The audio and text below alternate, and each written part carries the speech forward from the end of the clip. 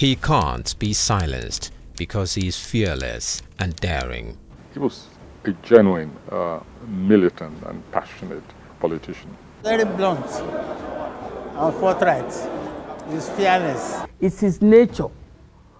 And if he knew his father, Papa is just like his father. He doesn't fear anybody when it comes to speaking the truth. He's a very adamant, very strict person. Politics is in his blood. Chief Ayo Adebanjo is in a class of his own. What you see is what you get. He has been steadfast in everything that he has done. His guiding principle in life has been shaped by his Christian conviction. I don't think he fears anybody aside from fearing God. That's the kind of person Ayo Adebanjo is. His involvement in politics is legendary, yet it never was for personal gain. You would have thought that, yes, he would have been selfish enough to want to grab. He's one of those that sacrificed there yesterday, even they are still sacrificing there today for what all of us are now enjoying. These are the people who should get the greatest national honors that anybody can imagine because of the role they have played. His loyalty to Chief Awolowo and the ideals of good governance is unquestionable. He's a man of his conviction. If he's with you, you're sure he's with you. And that's why people like Chief Awolowo liked him. He was a really dedicated follower of Awolowo. Two, he was a loyal person, and I think that also played a role in his position vis-a-vis Awolowo. Ayo Adebanjo was not just a follower of Obafemi Awolowo. He was like a repository of the memory of the party. He stayed with the old man no matter what was happening. And 70 years after, is still a leading light in Nigeria's political space. There's no doubt about the fact that he's a patriot. He's a statesman of great value. There is a lot in him. His character, his loyalty, his health, and his warm appreciation of other people. He was somebody I could look up to when I needed somebody to talk to my dad. I'm trying to come to terms with the fact that he's 90. He's got the energy of somebody in his 40s. I admire his energy, I admire his integrity. My grandpa does not look 90 at all. If I were meeting him for the first time, I'll think he's like, just like, let's say 70. I mean, look at him. He is strong, he is vibrant, his faculties are still intact, and his power of recall is amazing.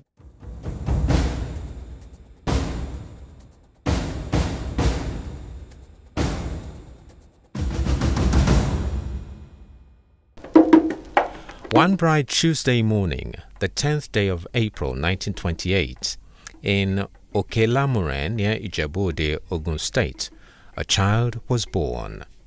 Samuel Ayodele Adebanjo was born to Chief Joel Adebanjo and Salamatu Odubanke. Having attended a few primary schools in his hometown and Lagos, 15-year-old Ayodele held big dreams for secondary school education, so he used the savings to buy the entrance examination form of the prestigious CMS Grammar School.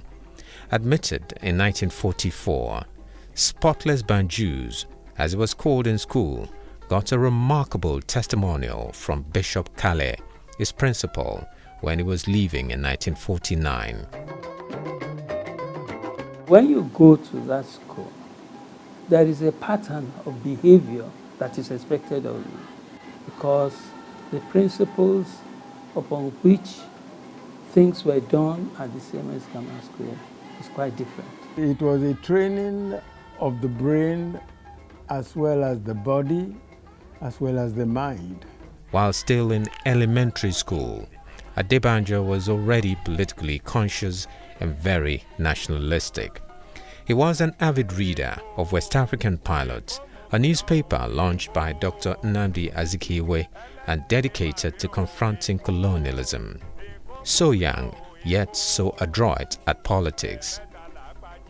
On completion of his Cambridge School certificate, young Adebanjo worked different jobs, ending up at the Daily Service, now Nigerian Tribune, as a journalist covering crime.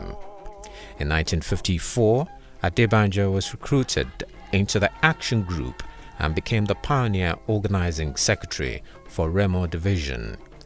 I knew him from afar off as far back as 53, when I was living in Salegongo. I knew him as a journalist. In those days, you could all, even though he might have been younger to a number of political followers of Awolowo, but his own loyalty was extreme. That was a reflection of a strength of character, which you don't find in many people. He was already organizing secretary for Action Group just about the time I was born. So you can see how long he has been at it. He was a genuine Action Group organizer in the field. He did not become an Awolowo follower as a member of any particular community. He was a member of Awolowo's means of organizing the party across the country. Now is the time for us solemnly and truly to dedicate ourselves to seeking the greatest good of the greatest number of our people in Nigeria. Even as he worked in the Action Group, Adebanjo never lost sight of his lifelong dream of becoming a lawyer. Having observed, whilst in elementary school, that several leading politicians started out as lawyers. It's the only profession that gives you sufficient confidence to insist on your rights and to help to defend the rights of other people. And so it was that on the 31st of December 1957, Adebanjo left Nigeria and arrived in the United Kingdom on the 13th of January 1958 to make his dream come true. With determination, he immersed himself in his studies, excelled, and was called to the Lincoln's Inn Bar in 1961. All work and no play, thanks to the matchmaking skills of his close friend, Sir Olaniwun Ajayi.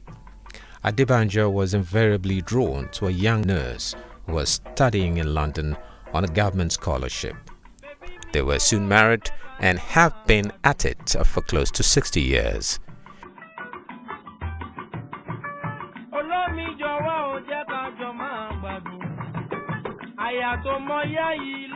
He's totally caring and happy-go-lucky. We are husband and wife, but we are friends. On his return to Nigeria in 1961, Adebanjo joined the chambers of Chief Obafemi Awolowo in Ibadan. You know, Papa Awolowo took my husband as his son.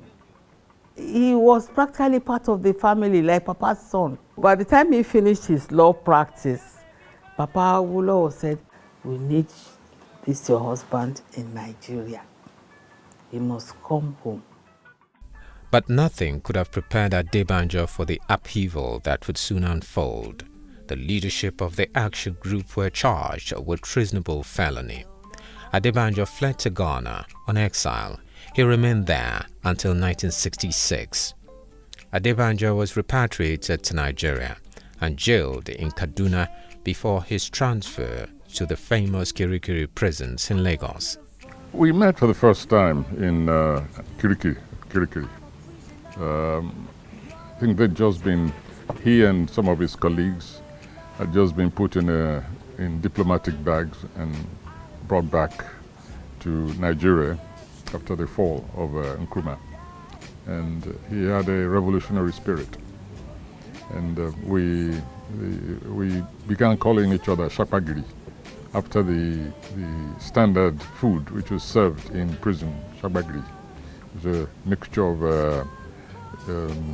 of beans and gari and with, of course, weevils inside and a bit of stone, pebbles inside there. And when we go to see him, we can't enter. We'll see him all right.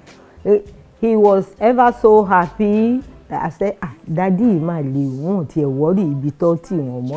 You know, we were worried, but he wasn't worried. In the end, we got used to it. He didn't mind if he died for what he believes is the truth. In prison, they were sleeping on the floor. I remember that the day they want to release him, I was there. After they have done everything, they said we should sign. And we got to his house at Aguda about 8 o'clock in the night. It was a big surprise to the wife.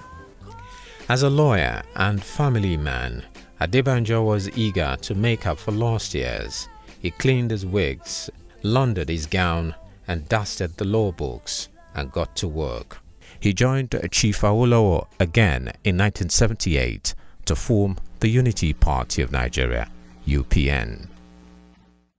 It wasn't only that Ayo Adebanjo was always around, but that he also became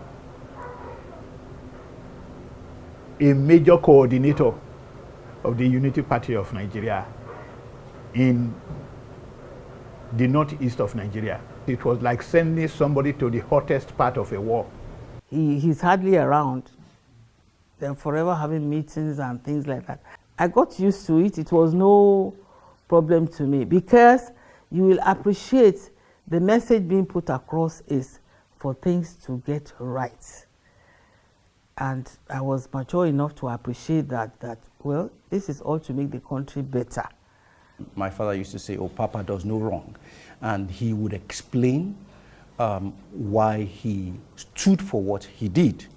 And in the days of Action Group in UPN, a lot of things that Papa Awolowo stood for are the things that I see him preach and live. And I think if Western Nigeria pursues that, it will be good for us and the rest of Nigeria and Africa as a whole. His continuous opposition to the military's incursion into politics landed him in prison time and again. Nadekodes, it was in the forefront of the struggle to democratize Nigeria. Apa Ayo Adebanjo was hunted down, he surrendered his freedom, ready to die in the midst of the struggle. That is about patriotism. The enduring democracy that we appear to be having could not even have been possible without those days, the Deco struggles. They stood firm, even against military dictatorship, at the risk of their lives. He's in the forefront of Afenifere program. We started our Afenifere meeting in his house in Aguda. And Chief Ayo Adebanjo has always spoken to power. He does not give up. He does not care. A very great man, a choice Nigerian, a man that is absolutely forthright and will say it as it is. Even as he committed his life to ensuring the enthronement of good governance in Nigeria, so he is committed to God, who has given him the strength and courage to achieve all he has achieved in his life. Papa is very much interested in church matters, and especially when it concerns his own church, where he is the Baba Ijo, and that is St. Philip's Church in Sanya Ogbo. He is a man of integrity, very honest, bold, and he will tell the truth. I heard a lot of stories about him, and it kind of like prompted me to want to become a politician. That's why I really like politics. He's demonstrated the importance of integrity, the importance of never giving up, the importance of fighting for what is right, and to focus on doing the right thing and not for convenience, and to always make sure that one challenges the status quo for the very simple reason that it's the right thing to do. He has been described as a very special breed, and indeed he is. The ever-present smile, the dimples, the twinkle in his eyes, his sense of humor, agility, mental alertness, clarity of mind, and unshakable passion for Nigeria. He is straight, steadfast, and to the point. He is that kind of leader who is the servant leader, which every community craves to have. He has carried these qualities to his old age. Even though he's very old, he's still very, very agile and still outspoken. Sometimes I ask myself, what do they want at this age? And clearly they are not looking for maybe money or anything. It's like the love they have for their people, the love they have for us in Yoruba land, and by extension, the love they have for Nigeria. Adebanjo is celebrated and admired the world over for his contributions to the political space in Nigeria. Never to be silenced, Adebanjo is motivated to keep looking for ways that government can deliver people-centered programs, just like the days of Action Group. And even at 90, he simply cannot stop demanding for better governance.